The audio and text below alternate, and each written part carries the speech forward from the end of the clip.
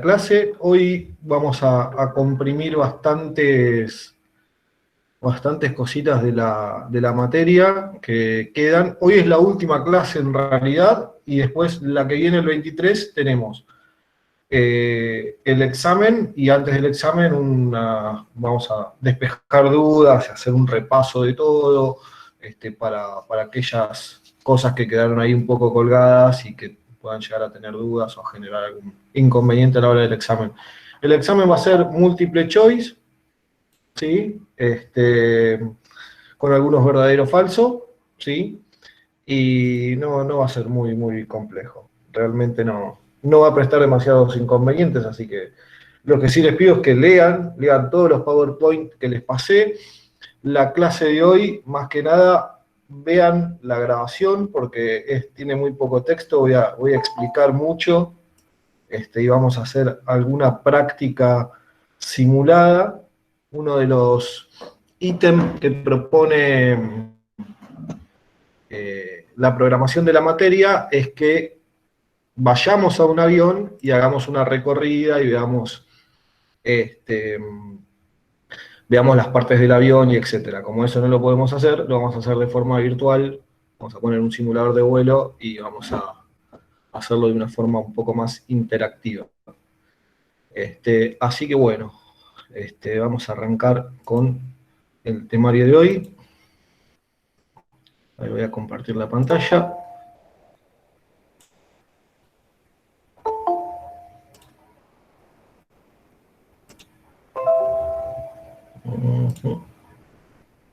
Bien.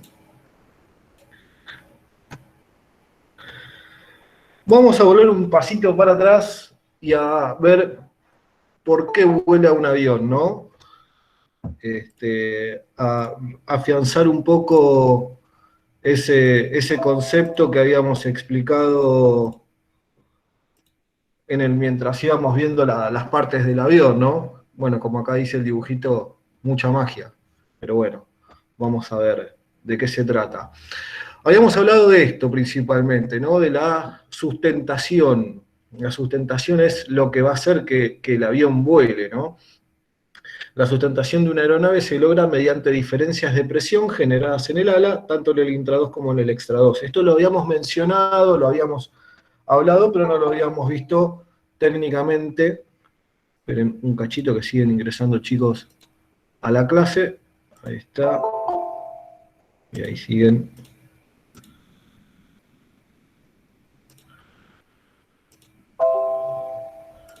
Bien. Bueno, como les decía, ¿no? Las diferencias de expresión generadas en el extra-2 y en el intra-2. Acá, como vemos en el dibujito, ¿no? Decíamos que el aire pasa más rápido por el extra-2 por arriba que por el intra-2 por abajo, ¿no? Y es abajo donde se genera la mayor presión, ¿sí? Esa presión es lo que va a ganar la sustentación, ¿sí?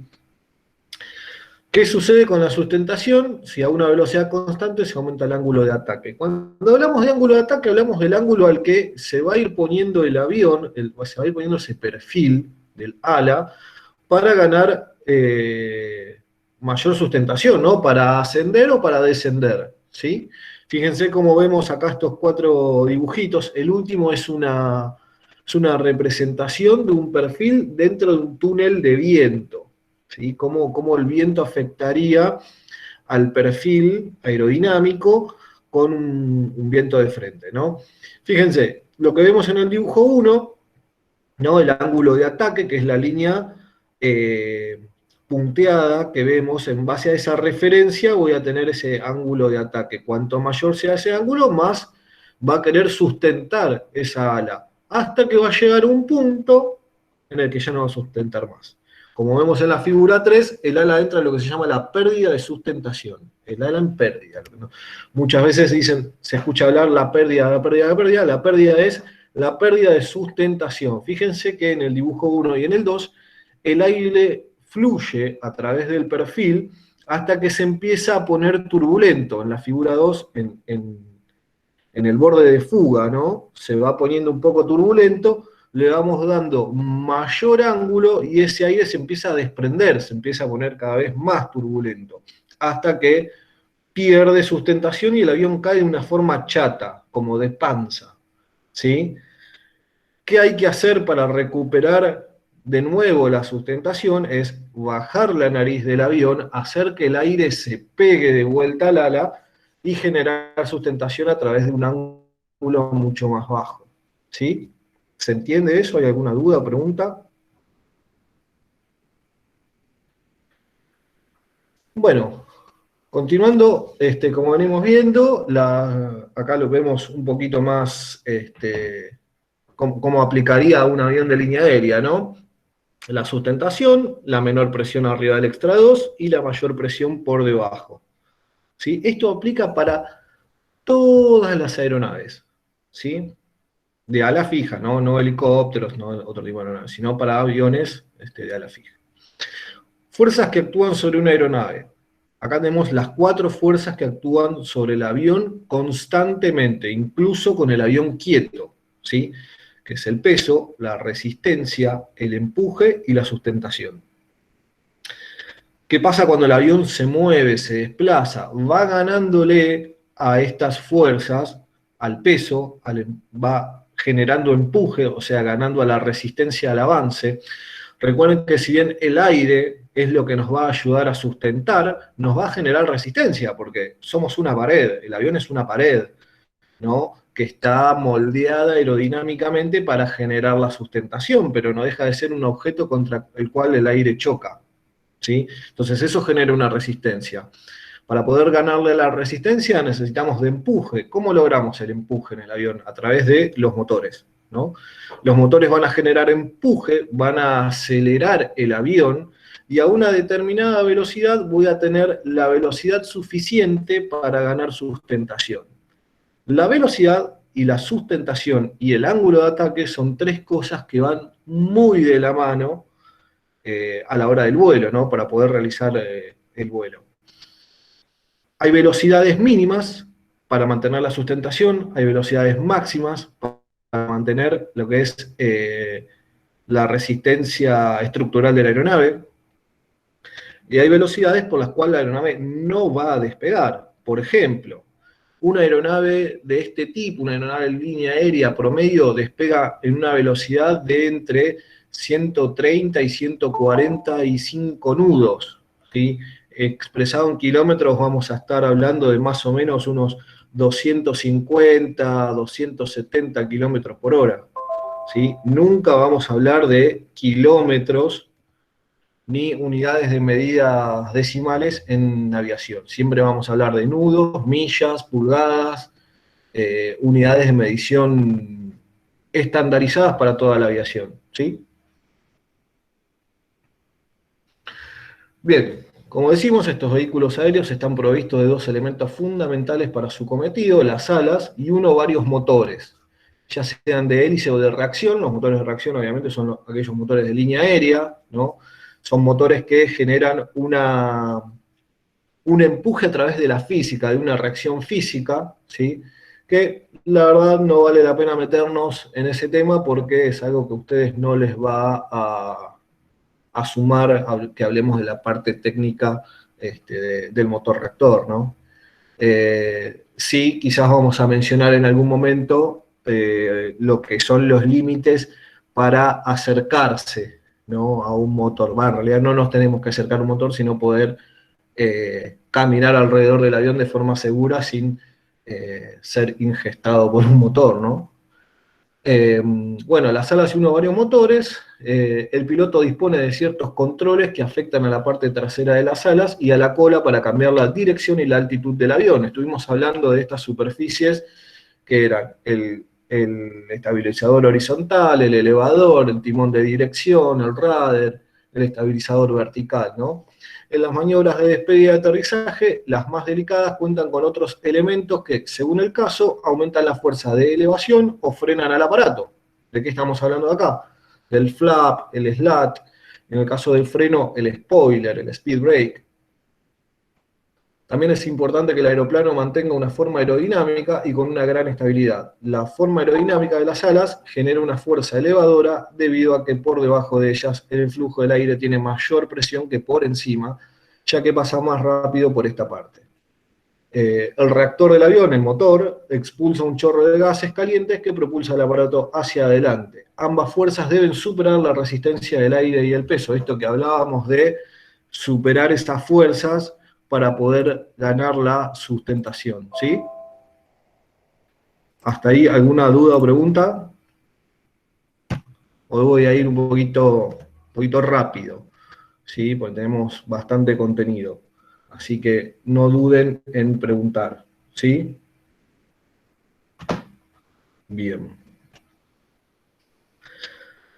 Ahora nos metemos en una parte del avión en la cual también van a tener que conocer básicamente de qué está compuesta, ¿no? Que es la cabina, ¿no? La cabina de vuelo, la cabina de mando, ¿sí?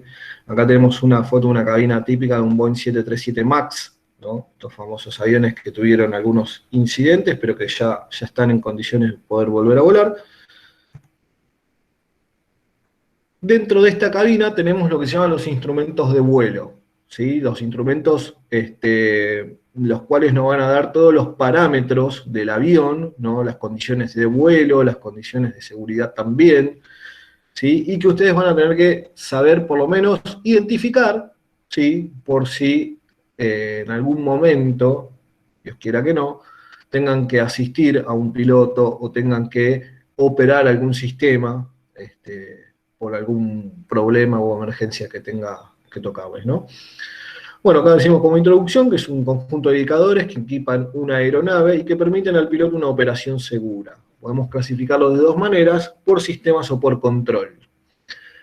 Por sistemas vamos a hablar de instrumentos de control de motor, manómetros, que son indicadores de presión, termómetros, taquímetros, que nos van a indicar la cantidad de vueltas del motor, sincroscopios, estos son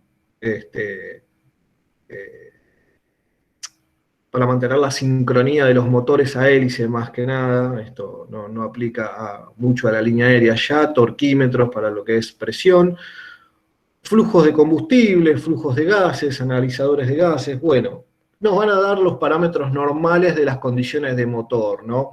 Es muy fácil identificar estos instrumentos y en qué condición de operación están, porque vamos a tener una gama de colores, ¿no? Estandarizada para toda la aviación, en cual vamos a ver en la pantalla de los instrumentos de motor, indicadores en verde, indicadores en ámbar, amarillo y rojo, ¿no? Cuando veamos indicadores en ámbar y rojo es porque estamos ante situaciones que no son normales, ¿sí?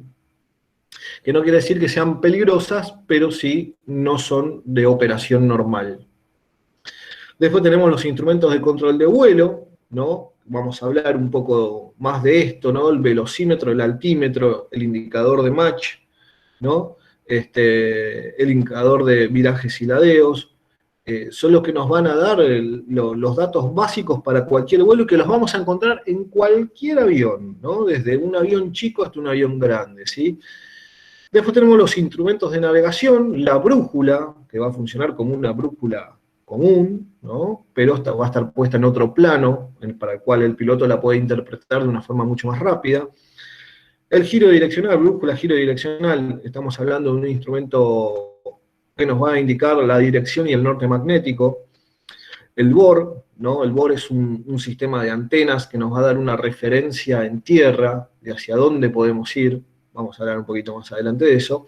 El ADF, el RMI, todos sistemas que se llaman de radioayudas. Cuando hablamos de radioayudas son ayudas en superficie, en tierra, que nos van a brindar una señal electrónica en la cual nosotros nos vamos a poder guiar y formar una ruta a través de estas radioayudas. Estas radioayudas están publicadas en cartas, ¿no? Lo que se llaman las cartas de navegación, en el cual nosotros podemos ir trazando una ruta de antena en antena, ¿no? Es la forma en que hoy, y desde hace bastante, se guían los aviones en ruta, ¿no? A través de estas antenas o a través de indicaciones GPS. Cada vez estamos migrando más hacia esto de el vuelo a través del GPS. Pero básicamente el 99% de los aviones operan con frecuencias de BOR, ADF, estas estaciones terrenas que nos van a brindar una señal y nos van a indicar la posición en la que estamos o hacia dónde vamos, ¿sí? Después tenemos los instrumentos auxiliares, indicadores de cantidad de combustible, cronómetros, indicadores de trim. El trim es el compensador, no recuerdo si lo habíamos nombrado, es una superficie de control que ayuda a reducir el peso sobre los comandos al piloto, ¿no? El piloto va a ejercer presión sobre el volante del avión, ¿no? Sobre el comando, y para reducir ese esfuerzo utiliza el trim, ¿no? Y además el trim sirve para centrar el avión en una determinada posición, ¿sí? Y reducir el esfuerzo de trabajo del piloto. Bueno, después hablamos de voltímetro, amperímetro, indicadores de estado de los sistemas eléctricos y electrónicos del avión. Cuando hablamos de instrumentos por control, ¿no? Los vamos a separar en estas tres divisiones, ¿no? Control de profundidad, el horizonte artificial, ya vamos a ver qué es, ¿no? Es un instrumento muy típico, muy fácil de identificar. El altímetro, ¿sí? Nos va a dar nuestra altitud en pies, siempre en pies, no en metros. Podemos llegar a transformar esa indicación en metros, pero de nada nos sirve para el vuelo, siempre vamos a estar hablando en pies. El bariómetro es un instrumento que nos va a indicar cuántos pies por minuto estoy subiendo o estoy descendiendo. Y el anemómetro, que es la forma que tenemos aeronáutica de llamarle al velocímetro, ¿sí? ¿Por qué anemómetro? Porque, por ejemplo, comparándolo con el auto, el velocímetro mide la velocidad de giro de las ruedas, y en el avión mide la velocidad de impacto del aire y hace el cálculo de velocidad, ¿sí? Entonces, por eso anemómetro, porque el anemómetro hace referencia a la presión del aire, ¿sí? Control de inclinación, bueno, tenemos de vuelta el horizonte artificial que nos va a dar varias indicaciones, indicación en profundidad, o sea, en ascenso y descenso, y de inclinación, ¿no? Para el ladeo, para la izquierda o para la derecha. La brújula o el indicador de rumbo, el palo bolita, así, sí, o indicador de virajes y ladeos, ¿no? O inclinómetro, tiene estos tres nombres, los pueden llegar a encontrar en los libros por estos tres nombres. Un palo con un nivel, no sé si vieron alguna vez el nivel que utilizan los albaniles, con una burbuja en un líquido, ¿sí? Esa burbuja nos va a dar la inclinación. Bueno, en el avión tenemos exactamente el mismo sistema, así de rudimentario como lo ven en el nivel de un albanil, así está también puesto en el avión, porque es completamente efectivo, ¿sí? Y después tenemos todo lo que es control de potencia. Control de admisión de manifold, bueno, esto aplica a motores que son a pistón o a hélice, tacómetro, bueno, indicaciones de control de potencia del motor, ¿sí? Bien, y ahora acá nos encontramos con algo que vamos a encontrar en absolutamente todos los aviones, puesto en la misma posición, en la misma disposición, y de lo cual tenemos que también tener muy claro qué es cada cosa. Yo entro a una cabina, voy a ver un montón de instrumentos. El que dice relojes, sáquenle la licencia, por favor. Ay, qué lindo los relojitos. No, vamos a hablar con propiedad, son instrumentos de vuelo. Estos instrumentos de vuelo que vemos acá, estos cuatro, que se llaman la T básica, ¿no? Por su forma, los vamos a encontrar siempre de frente al piloto, ¿sí? En la posición central, porque son los cuatro instrumentos que el piloto no puede perder de vista, ¿sí? Si ustedes quieren saber, entran a la cabina y quieren saber a qué velocidad se está volando, a qué altitud se está volando y con qué dirección, con estos cuatro instrumentos los van a poder identificar de una forma muy fácil, ¿sí? Vamos a empezar, bueno, la T básica, ¿no? Su ergonomía y diseño permite al piloto transicionar entre todo tipo de aeronaves de forma más sencilla, no debiéndose enfocar en los instrumentos principales de vuelo por desconocimiento de su ubicación. Esto es lo que decíamos. La T básica está en todos los aviones del mundo puesta en el mismo lugar. Puede variar todo el resto de los instrumentos, pero estos cuatro van a encontrarse siempre en el mismo lugar. Si bien las cabinas pueden ser diferentes, pueden ser analógicas, pueden ser digitales, la disposición va a ser la misma. Y ahora después lo vamos a ver en algunas fotos más adelante. La T básica siempre se encuentra dispuesta de la misma forma. A la izquierda, fíjense, vamos al dibujo, tenemos el velocímetro, ¿sí? O anemómetro. Fíjense que el velocímetro, podemos llegar a ver que tiene varios colores en ese arco de velocidades. Fíjense, está en nudo, knots, no se llega a ver la palabra por la posición de la aguja. Y tenemos una indicación en verde, amarillo y rojo, ¿no? Verde, velocidades de operación, amarillo, velocidades de operar con precaución, y rojo, velocidad de nunca exceder, ¿sí? Fíjense que también hay una franja blanca acá, ¿sí? Esa franja es la que me va a decir que en este rango de velocidades puedo operar con flap. Recuerdan lo que era el flap, ¿no? Ese chapón que bajaba del ala, que nos daba mayor sustentación con menor velocidad.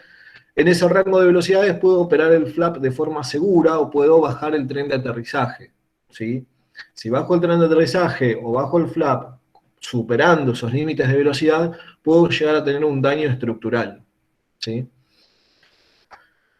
Después tenemos el horizonte artificial, acá en el medio, en el centro, los ojos del piloto, ¿no? Que nos va a decir cuánto va, con qué ángulo va a subir el avión o con qué ángulo va a descender, ¿no? Hacia dónde está apuntando mi avión, con qué ángulo también se va a estar inclinando, en función de este horizonte artificial, ¿no? Que esté en esta indicación que está actuando, no quiere decir que esté en el piso, sino que está volando lo que nosotros llamamos recto y nivelado.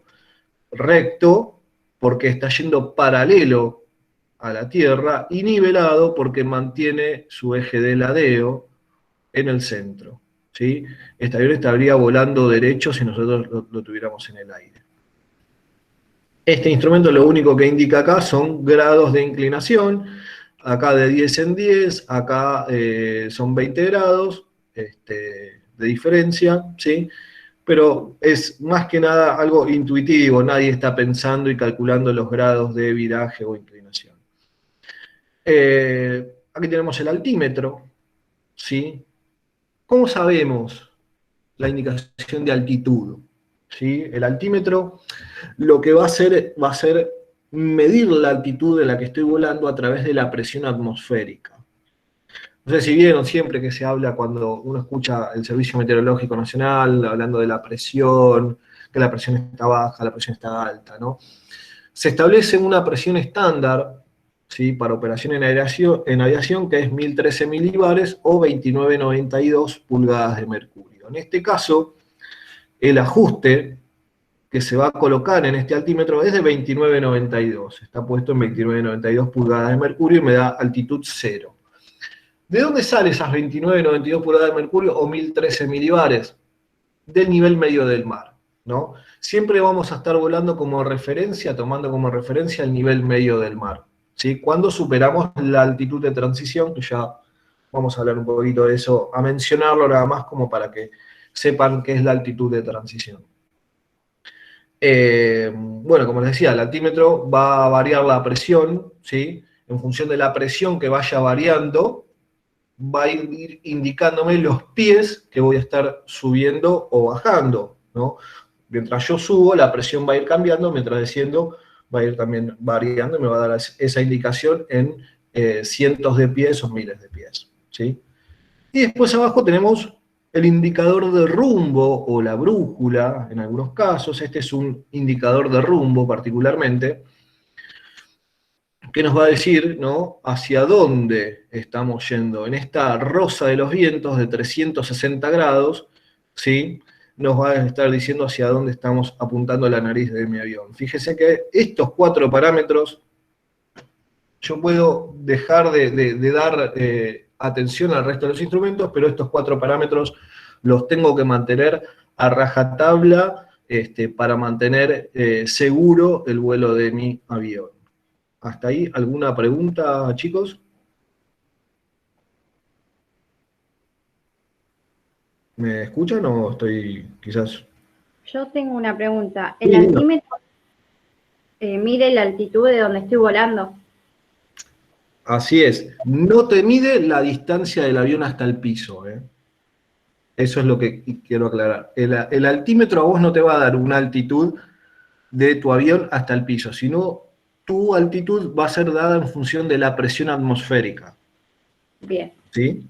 Por ejemplo, ¿qué pasa si yo paso por una zona de montaña? La montaña tiene un terreno irregular.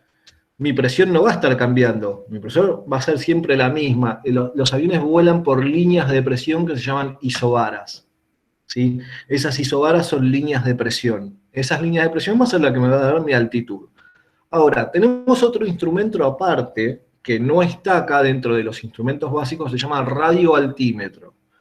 El radioaltímetro se utiliza para el vuelo en zona de montaña, para las aproximaciones, o sea, para el aterrizaje, que sí me va a indicar mi distancia de mi avión hacia el terreno, ¿sí? Eso es para saber qué obstáculos tengo en mi aproximación. Va a emitir una señal de radio que va a rebotar contra el piso, va a volver a mi avión y me va a dar la distancia. Pero solamente para vuelos cuando yo esté volando por debajo de los 5.000 pies, que es donde voy a utilizar el radioaltímetro. Pero el altímetro que nosotros vemos y tenemos en la T básica es un baroaltímetro. Es un altímetro que se regula por presión atmosférica. Y es lo único que me importa. Dentro del ajuste del altímetro tenemos lo que se llama el QNH, ¿no? Es la presión actual en el lugar donde estoy, ¿sí? Por ejemplo, estoy por despegar de Aeroparque y me van a decir el QNH de Aeroparque, me lo van a pasar seguramente en milibares, ¿no? Es 1017. Yo ajusto mi altímetro a 1017 y me va a dar 0 pies, ¿sí? ¿Por qué? Porque mi altímetro mide presiones. Entonces yo ya sé que en 1017 mi altímetro me va a marcar 0 cuando yo quiera aterrizar en la pista de Aeroparque, ¿sí?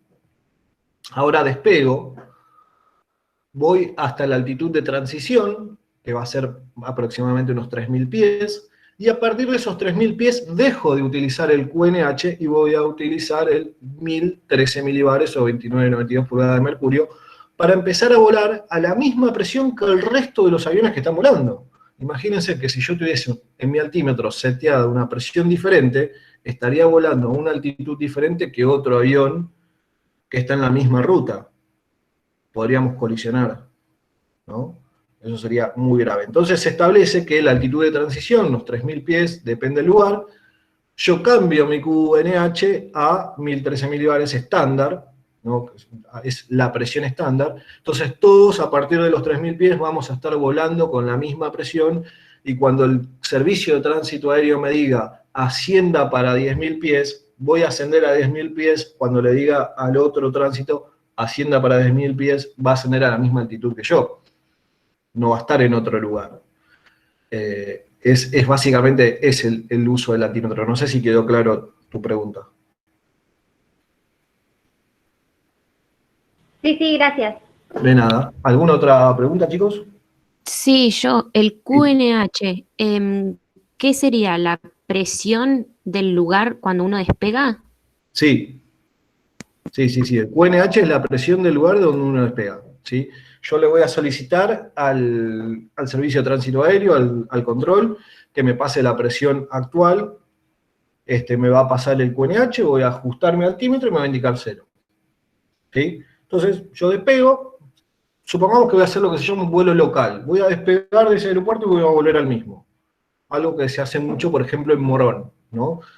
En el aeropuerto de Morón, despegás, haces un vuelo local, volás por la zona y volás siempre con el QNH que te pasa a Morón. ¿Sí? Morón te dice, hoy la presión acá es 1014. Justo mi altímetro a 1014, me marca 0, despego, vuelvo, no toco. ¿Por qué? Porque voy a volar por debajo de los 3.000 pies. Ahora, si yo vuelo por arriba de los 3.000 pies, voy a necesitar volver a ajustarme al altímetro a la presión estándar, que son estos 1013 milibares. Así vuelo al igual que el resto de las aeronaves. ¿Por qué? Porque si yo salgo de ese aeropuerto con el QNH de ese aeropuerto, por ejemplo, vuelo de Morón a Córdoba, ¿no? Me voy a encontrar con un montón de líneas de presión que van a ir cambiando. Entonces, mi altitud con respecto del suelo va a ir cambiando. Cuando llegue a Córdoba me va a indicar una indicación de menos 1.000 pies, por ejemplo, ¿no? En realidad va a ser más porque Córdoba está en altitud. Pero voy a tener indicaciones erróneas de mi altímetro. Por eso se hace esta estandarización con respecto al nivel medio del mar. Pasado esa altitud de transición, yo tomo esa referencia para volar lo más despegado del piso y de forma segura y estándar para todas las aeronaves que vuelen en esa ruta. ¿Sí? ¿Alguna otra pregunta? Ahí preguntaron del arco amarillo, ¿qué era? Gracias. El arco amarillo es velocidad de precaución. Yo esas velocidades, o sea, fíjense que el arco amarillo en el velocímetro es bastante corto, ¿sí? Es bastante corto, lo que te dice es, mira, a partir de esta velocidad, fíjate de no excederte, porque, por ejemplo, yo voy volando, ¿no? En un arco amarillo, bajo la nariz y el avión se va a acelerar muy rápidamente. Entonces, te dice, tené precaución con esta velocidad, ¿no? Tené precaución porque un movimiento del avión lo acelera y lo lleva a una velocidad de daño estructural, ¿sí? Eso es básicamente lo que te da el arco amarillo. El arco verde, operación normal. Acá tenemos una comparativa entre lo que es un avión con instrumental analógico y un avión con instrumental digital, ¿sí? Profe, Sí, antes de seguir, ¿y el verde qué indicaba? operación normal. Ah, ok, Todo lo que gracias. es verde, en la aviación es muy, muy claro. Todo lo que es verde es operación normal. Yo tengo una luz verde, se me prende una luz verde, está todo normal. Se me prende una luz ámbar o amarilla, precaución. Se me prende una luz roja, ya estoy complicado. Ese es el código de colores básico y estándar para cualquier operación aeronáutica. Por eso surge a veces el problema, por ejemplo, de aquellos que tienen discromatoxia. No sé realmente cómo aplican los tripulantes, pero sí en los pilotos y los mecánicos. La discromatoxia es una deficiencia que hay algunos colores que no se identifican bien, se confunden el ámbar con el verde, entonces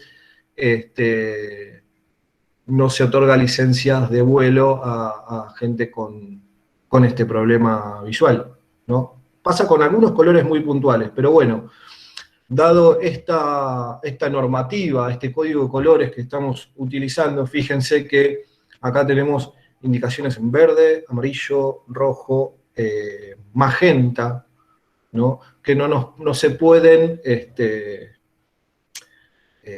desconocer ni confundir con el resto, ¿sí?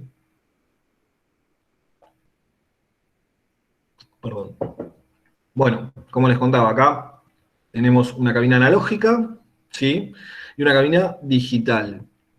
La de la derecha es una pantalla de un Airbus 330, ¿sí? Un avión de línea aérea de largo alcance. Y la idea de mostrarles estas dos fotos es que acá tenemos la T básica, fácilmente identificable, si bien acá el instrumento, el indicador de rumbo es otro modelo del que habíamos visto, es exactamente lo mismo, ¿sí? Fíjense acá, en la digital, tenemos esta cinta, que le vamos a llamar speed tape, ¿sí? Cinta de velocidad, es el velocímetro. De este lado tenemos el altímetro, acá tenemos el horizonte, y acá tenemos el indicador de rumbo, la brújula. Fíjense entonces que si bien siendo dos representaciones diferentes, tenemos todo en el mismo lugar. Altímetro, horizonte, velocímetro y brújula. ¿Sí? Obviamente esta pantalla incorpora, ¿sí?, un montón de otros sistemas, ¿sí?, que son ayudas a la navegación. Fíjense que acá tenemos seteado, ¿no?, el QNH. En la cinta del altímetro tenemos seteado el QNH, como lo tendríamos seteado en la ventanita del instrumento analógico. QNH, presión en milibares, 1012. ¿Sí? Me va a dar esta altitud. Acá tenemos, bueno, otros parámetros. Esto es el Flight Management Advisory. Acá nos va a indicar, en esta parte de arriba del digital, nos va a indicar qué modos están puestos de piloto automático, cuáles son algunas alarmas. Bueno, es para que el piloto vea en una sola pantalla el estado del avión, ¿sí? Pero esto se llama, esta pantalla es el Primary Flight Display. Después vamos a hablar un poquito más de lo que son display, porque es lo que se usa hoy en línea aérea, ¿sí? Si bien en aviones de mediano porte, ¿sí?, de pasajeros también de mediano porte, van a encontrar ¿sí? Instrumentos analógicos en línea aérea, ya esto no se utiliza más, es todo pantallita. Hasta ahí, dudas, preguntas.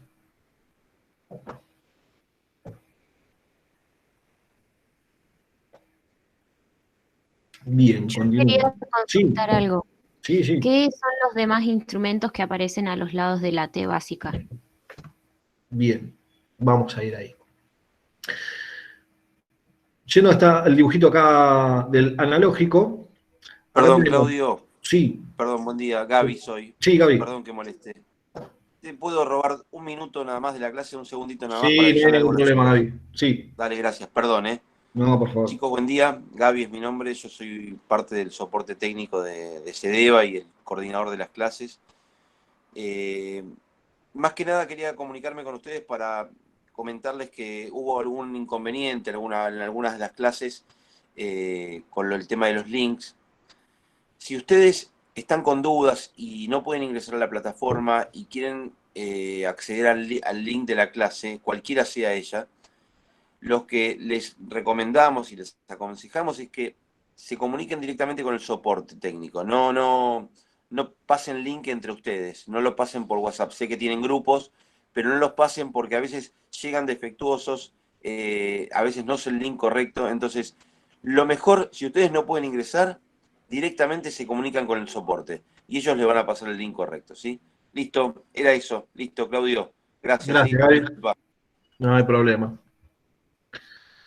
Bueno, volviendo un poco a qué eran estos instrumentos que estaban alrededor de la T básica, acá tenemos el Turn Coordinator o indicador de virajes y ladeos. ¿Se acuerdan que al principio mencioné que había un nivel, ¿no? Como el de los albaniles, con una burbuja?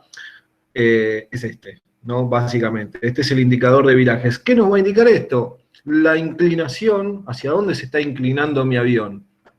Fíjense que ustedes dicen, bueno, ¿cómo no me voy a dar cuenta cómo se está inclinando mi avión? Pasa mucho, ¿no? Pasa algo que se llama desorientación espacial.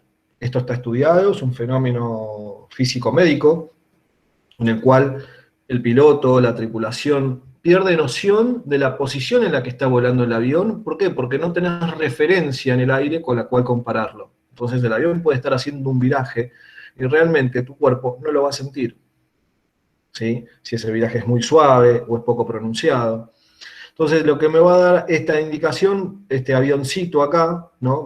Se va a mover de lado a lado y me va a indicar hacia dónde estoy haciendo el viraje y hacia dónde me está llevando la fuerza centrífuga, porque esto funciona por dos principios de fuerza centrífuga y fuerza centrípeta. En el caso de cada viraje te va a indicar hacia dónde se está desplazando esa fuerza, esa bolita o esa burbuja, ¿sí? Eso me va a dar la inclinación del avión, ¿no? El palo bolita, ¿no? También en vez de ser un avioncito es un palito que me va a indicar para qué lado estoy virando, al left o right. Después tenemos acá el bariómetro, que también lo mencionamos, que nos va a indicar cuántos pies por minuto subo o desciendo, ¿sí? Fíjense que el 0 no está a las 12, como en el reloj, sino que está ahí a las 9, ¿no? ¿Por qué? Porque es un instrumento de lectura directa, ¿sí? Se llama. Fíjense que al tener el 0 en el medio, me dice que mi avión está volando nivelado, que no estoy ni ascendiendo ni descendiendo. Entonces, cuando esa aguja sube, yo ya sé que estoy en ascenso. No sé cuántos pies por minuto, pero yo sé que la aguja ya está para arriba, estoy subiendo. Y si está para abajo, estoy bajando. Es de lectura completamente directa, ¿sí? Después estos, bueno, acá no llego a terminar de ver qué es, pero este es el VOR, ¿no? Very Omnidirectional Range. Es una radioayuda a la navegación. Esto me va a indicar dónde están estas antenas terrenas, ¿sí? Para poder guiarme en una ruta, ¿sí? Hacia el lugar donde vaya. Estas antenas hay por todos lados, están, como les decía, están publicadas en cartas de navegación, y nos van a indicar dónde están en función de la brújula. Fíjense que tiene grados, ¿sí? Como una brújula, yo voy a poder selectar los grados que quiero interceptar esa señal y voy a ir a buscar esa señal de antena que me va a llevar a la ruta que yo deseo, ¿sí? Este cuadradito que tenemos acá es el indicador DME, es un indicador de distancia a esta antena, ¿sí? indicador medidor de distancia. Ahora, pasando de este lado, dijimos que este es el bariómetro, ¿no? Acá tenemos el bariómetro. Fíjense que está puesto también en la misma posición que si tuviese un avión analógico. Profe, Sí, perdón. sí, sí. ¿Distancia entre qué y qué mide eso? El DME entre la antena y mi avión. Entre la antena del BOR y mi avión. La antena próxima sería o la que dejamos atrás? Depende que tengas selectado en tu equipo de VHF de BOR. No me quería meter en esto porque es un sistema de navegación que aplica más para los pilotos y es complejo, pero te lo voy a tratar de resumir Ok. lo más posible. La radionavegación es así. Yo selecto una frecuencia como si fuera una radio, ¿no? Que es una frecuencia de VHF, el VHF en banda aeronáutica. Yo selecto esa frecuencia de radio, me va a mostrar en mi indicador de BOR dónde está esa antena, ¿sí? Y me va a dar una distancia a esa antena.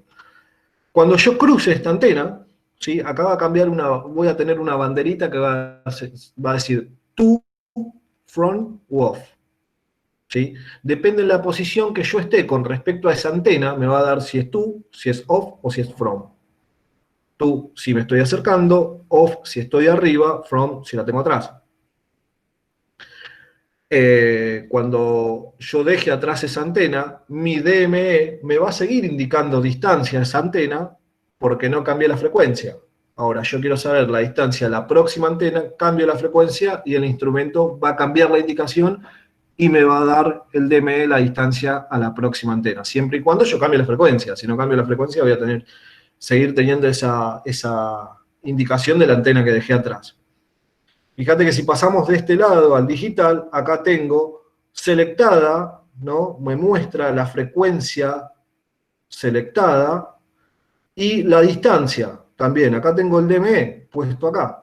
Nautical miles, millas náuticas. Siempre va a ser en millas náuticas. 7.1 millas náuticas de este punto. Papa Charlie, no sé qué será, no sé qué está selectado ahí, ¿no? Pero me dice que de este punto, Papa Charlie, que debe ser una estación de BOR, estoy a 7.1 millas. No sé si más o menos te quedó claro, o les quedó claro. Traté de hacerlo lo más sencillo posible, porque es bastante complejo el sistema. Sí, gracias. No, de nada. ¿Alguna otra pregunta, chicos?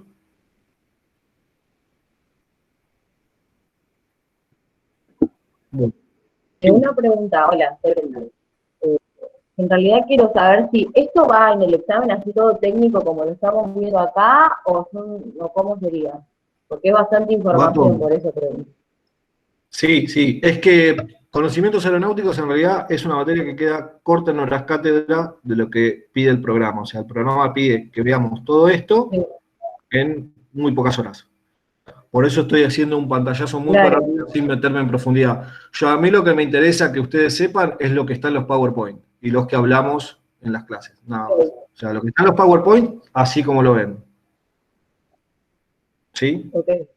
Perfecto. Gracias. No, de nada. Por eso quiero que entiendan bien cuáles son lo que estamos viendo. Más que nada que lo comprendan, porque que lo estudien de memoria realmente no sirve. Más en aviación, más cuando tenemos todo este tema de la seguridad tan imperante y tan presente todo el tiempo. No sirve que estudien de memoria, necesito que lo entiendan, que lo comprendan, que lo razonen, porque todo tiene una lógica. Absolutamente todo tiene una lógica. Si bien acá lo estamos viendo muy teórico, todo responde a un patrón, a una lógica, a un procedimiento, está todo escrito, ¿sí? No tienen que memorizar fuerte, sino comprender, más que nada. Bueno, acá, básico, no, como les dije, un pantallazo. Fíjense que siempre cuando hablamos del velocímetro, le decíamos anemómetro, y al altímetro, que decíamos también que era un altímetro barométrico, ¿sí? ¿Por qué? Porque funcionaban con presión. ¿De dónde sacan esa presión? De dos sistemas que vamos a ver por fuera del avión, en el fuselaje, que es la toma estática y el tubo pitot. El tubo pitot, ahora vamos a ver una fotito, va a ingresar aire por acá, aire de impacto, va a generar una diferencia de presiones de ese aire de impacto con respecto a la toma estática. La toma estática lo que va a hacer es tomar la presión atmosférica, censar la presión atmosférica. Y el tubo pitot va a censar la presión de aire de impacto. Esa diferencia entre la estática y el tubo pitot me va a dar mi velocidad aerodinámica, ¿no? Ahora, esta toma estática también está vinculada con el altímetro, porque dijimos que el altímetro toma presión, ¿sí? Entonces, si a mí se me tapa esta toma estática, como ha pasado, no voy a tener indicación de altímetro. Si se me tapa el tubo pitot o la toma estática, no voy a tener indicación de velocímetro, ¿sí?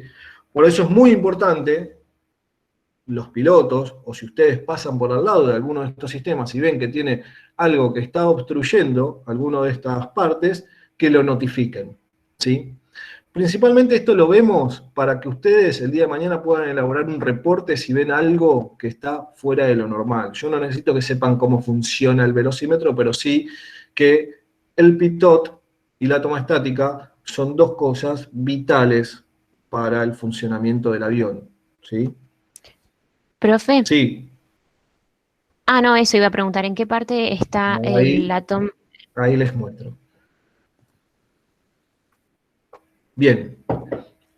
Acá estamos viendo en el avión de la izquierda. Este tiene las tomas estáticas en la trompa y otros que la tienen más atrás en el fuselaje.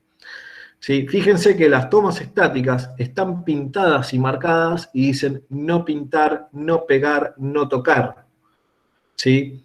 Y en este caso, de este avión, están marcadas cada toma estática a qué lado de la cabina pertenecen, First Officer y Captain, ¿sí? Y la standby. Siempre, de todos estos sistemas que estamos nombrando, velocímetro, altímetro, brújula, tenemos duplicado, triplicado y hasta cuadruplicado todos estos sistemas en caso de falla. Fíjense la importancia que tiene un velocímetro, la importancia que tiene un altímetro, la importancia que tiene el indicador de rumbo, que los vamos a tener, vamos a entrar en una cabina y vamos a ver que la mitad de la cabina está duplicada.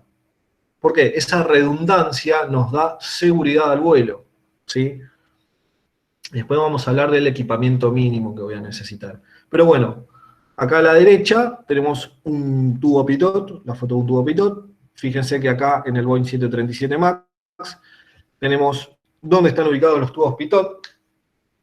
Fíjense que en la trompa, o sea, siempre alrededor del fuselaje vamos a tener estos pitot y estas estáticas marcados y delimitados con zonas de no pintar, no tocar, no obstruir.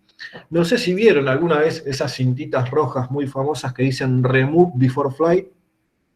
Bueno, esas cintitas, que muchos las usan de llaveros, son para tapar estos sistemas, los pitot o las estáticas. Porque si se llenan de polvo, de tierra o algo, y no nos damos cuenta, pierdo indicación de velocidad y altitud. A mí me pasó como piloto, de que se me taparon los tubos pitot y las estáticas con tierra, no me había dado cuenta, despegué y no tenía indicación, ni de velocidad ni de altitud. Así que tuve que aterrizar a ojo, y por suerte, bueno, esto pasó hace un año y estoy acá. Pero es una situación bastante de emergencia, ¿no? De emergencia total. Por eso también tenemos varios tubos pitot, varias tomas estáticas a lo largo del fuselaje, para que en caso de que se obstruya alguna, me dé una alarma, una indicación, y yo sepa que mi velocidad o mi altitud no es confiable, y pueda utilizar el sistema standby. Una pregunta. Sí. Si en ese momento que estabas en vuelo, y si está duplicado, ¿por qué no se puede usar la segunda? ¿Vos hablas en mi caso particular lo que me pasó a mí? Claro, sí. Bueno, la aeronave que yo estaba volando no tenía sistemas secundarios. Un avión chico. No tenía.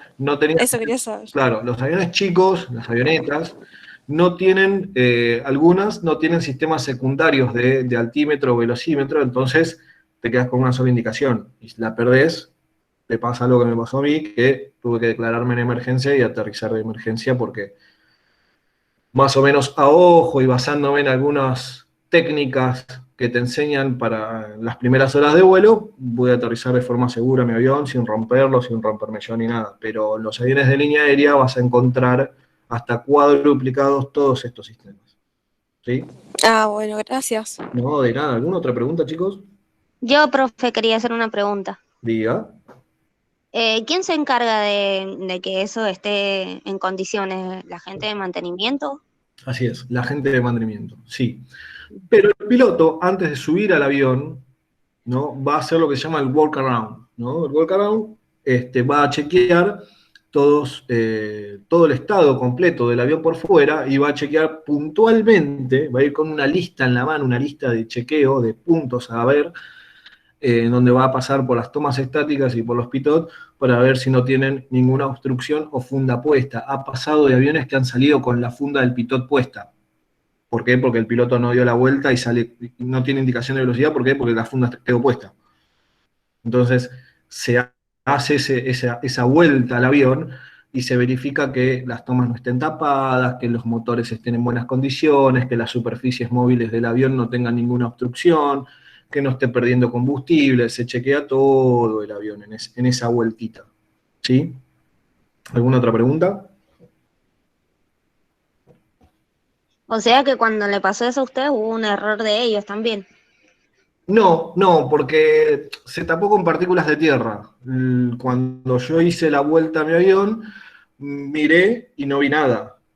Estaba por dentro del sistema. Al desarmar después el pitot y desarmar la toma estática, nos encontramos que adentro había tierra. No era algo visualmente notorio. Los aviones de línea es difícil que esto ocurra porque, primero, están a una distancia bastante alta del piso. En los aeropuertos no vas a tener, por lo general, este tipo de cosas que afecten el vuelo, ¿no? Siempre las plataformas están limpias, siempre hay áreas para tirar basura que es específico, que se denomina FOD. Hay todo un sistema de protección alrededor del avión, cual este tipo de cosas no deberían ocurrir. ¿Sí? Ah, buenísimo, gracias. De nada. ¿Alguna otra pregunta? Bien. Continúo entonces. Nos metemos en lo que es el glass cockpit, ¿sí? La cabina de cristal, ¿no? Estas pantallas que utilizan los aviones de línea aérea, ¿sí? Como vemos, los vamos a dividir en tres sistemas principales, los EFIS, Electronic Flight Instrument System, ¿sí? Vamos ahí a tener en esas dos pantallas que vamos a tener frente a los pilotos, todos los indicadores de navegación, velocidad, altitud, ruta, trazado de la ruta, ¿no? Y hasta el radar meteorológico, ¿sí? Ahí también vamos a poder ver entre medio de qué nubes estamos pasando, y el tráfico, ¿sí? Algo muy importante es que podemos ver en esas pantallas las aeronaves que tenemos a nuestro alrededor con una indicación de distancia y de velocidad, ¿sí? Después tenemos una pantalla que se centraliza en la parte central de la cabina, en el medio, entre los dos pilotos, que es el EICAS, el Engine Indicating and Crew Alerting System, que nos va a dar todo lo que es parámetros de motor y de los sistemas mecánicos del avión, ¿no? Como ser potencia del motor, velocidades, vueltas, combustible, aceite, presiones de diferentes fluidos, etc. Y después tenemos el cerebro del avión, ¿no? La FMS, el Flight Management System. Acá esto va a ser el cerebro de todo el avión, ¿no? Si bien el piloto es el alma, como se dice, el cerebro del avión es la computadora de vuelo. Si en esta computadora vamos a cargar la ruta, vamos a cargar los niveles de vuelo a los que yo voy a volar, las altitudes que voy a volar en esa ruta, ¿sí? Los destinos, las alternativas, ya voy a tener cargadas. Y lo que se llaman las company routes, las rutas que opera la compañía, ¿sí? Si la compañía opera rutas frecuentes, voy a cargar un código que ya la computadora lo va a reconocer y va a trazarme la ruta directa a ese destino, ¿sí? Bueno, Sistema Electrónico de Instrumentos de Vuelo, por sus siglas en inglés EFIS. Este sistema reemplaza los instrumentos mecánicos y electromecánicos incorporando pantallas de tubo de rayos catódicos o pantalla de cristal líquido. Los datos de esta pantalla llegan desde una o varias computadoras que procesan la información de los sensores y la muestran al piloto en forma clara y accesible. Básicamente, lo que nosotros vemos en las pantallas, que yo acá no se lo mostré porque es una cuestión técnica, del pitot y de la toma estática, esa presión que sensan esos dos sensores, porque son sensores, va a ir ese dato a una computadora y esa computadora lo va a transformar y me lo va a mostrar en el display. ¿Sí? Todo en el avión, toda la información del avión pasa siempre por computadoras, desde los motores, los sistemas de las principales superficies de vuelo, como son los alerones, el elevador, pasa todo por una computadora. Y eso lo traduce y lo lleva a la cabina. ¿Sí? Hasta la apertura y el cerrado de puertas, porque el avión, si hay una puerta mal cerrada, al piloto le va a indicar que hay una puerta que no se armó o que no se trabó. ¿Sí? Eso es muy, muy importante. Me va a dar la alarma en mis sistemas de vuelo y me va a decir qué es cuál es la puerta incluso que no está armada. ¿Sí? Bueno, acá vemos un básico de las posiciones de los displays, ¿no? ¿Por qué las posiciones son importantes? Porque en el display de la izquierda, al lado comandante, ¿no? El comandante siempre a la izquierda, el copiloto a la derecha, vamos a tener el Primary Flight Display, el PFD, ahí vamos a tener los datos principales de vuelo, y en el Navigation Display, en el de la derecha, los datos de navegación. Y en el centro, todo lo que es motores y estados de los sistemas. Bueno, acá habíamos hablado ya un poquito de los que veíamos en el Primary Flight Display, comparándolo con el analógico. Fíjense que acá tenemos, esto es el display de un Airbus 320, 321, 319. Airbus utiliza las mismas cabinas para toda su flota para que sea más fácil y amigable el adaptarse a cada modelo. ¿Sí? Acá tenemos la FMA, donde vamos a tener los mensajes, ¿sí? De todo lo que es el acelerador automático conectado, que estamos o no en la senda de planeo para un aterrizaje, que tenemos el sistema BOR enganchado, ¿no? Qué categoría de aproximación, ¿sí? Fíjense que acá tenemos la altitud selectada, la que queremos que descienda o ascienda, de vuelta acá tenemos el altímetro, el velocímetro, el horizonte, exactamente lo mismo que veníamos hablando, pero agregándole muchas más cositas que nos va a dar los datos. Fíjense que acá en el velocímetro, en el speed tape, tenemos una banda roja, una banda naranja y de vuelta otra banda roja. ¿Qué teníamos en el velocímetro analógico? La amarilla y la roja. ¿Sí? La velocidad de precaución y la velocidad de no exceder o no reducir, en este caso. Acá tenemos la de no exceder en rojo punteado. ¿Sí? Bueno, como acá vemos, yo les contaba la FMA, el Flight Message Advisory, donde veremos la activación de los diferentes sistemas del piloto que estén conectados. Por ejemplo, el autothrottle es el acelerador automático. Estos aviones, ya los aviones de línea aérea, ya el piloto no acciona los sistemas. Lo que hace es tocar botones y decirle al avión qué es lo que quiere hacer. ¿Sí? Entonces el avión va a responder y le va a mostrar en estas pantallas la condición en la que se encuentra y la condición en la que tiene que volar. ¿Sí? Acá vemos el Navigation Display. Navigation Display del lado izquierdo nos está indicando la ruta que tenemos cargada en nuestra FMC, en nuestra computadora de vuelo, ¿sí? Con los puntos en los que yo quiero que pase, los puntos a los que quiero que ascienda, descienda y etcétera. Fíjense que acá vemos un rombito con un +10 y una flechita con una dirección. Este es un tráfico. Esta es otra aeronave, ¿sí?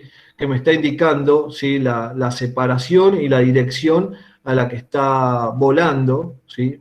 Para no correr un riesgo de colisión. Acá voy a tener indicaciones de velocidad con respecto a la Tierra, ¿sí? Ground speed, 300 nudos, velocidad real, 293 nudos, ¿sí?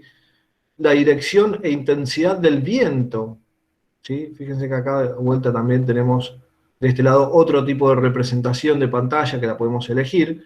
tenemos la dirección e intensidad del viento. Viene del 234 grados, 50 nudos. Del 0,18 grados, 18 nudos. Otra información que podemos ver en estas pantallas es el radar meteorológico. Si empezamos a ver estas manchas, veamos de hacer lo posible para no meternos dentro de estas manchas rojas, porque se va a sacudir bastante el avión, ¿no? Acá vemos en intensidad de verde, amarillo y rojo, la intensidad de la tormenta que tenemos de frente. Bueno, no los voy a atosigar más, hoy tenemos mucha información, así que nos tomamos 15 minutitos y después continuamos, ¿sí?